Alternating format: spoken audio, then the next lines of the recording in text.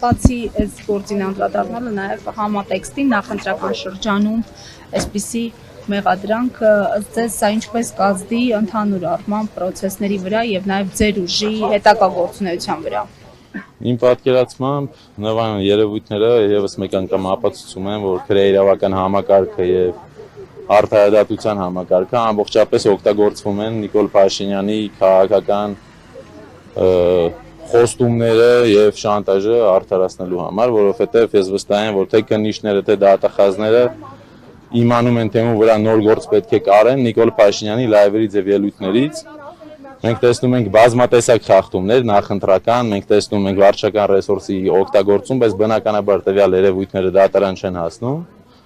Բայց այն բոլոր ուժերը, որոնք որ մասնակցում են ընտրություններին, ամիջապես դառնում են լրտես, ամիջապես իրենց բիզնեսները դառնում են պետականացման ենթակա։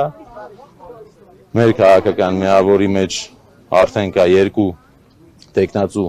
եւ մեկ գործող պատգամավոր, ովքեր որ քաղբանտարկյալ են։ Պարոն Թևանյանը հիմա միանում է իրենց շարքերին,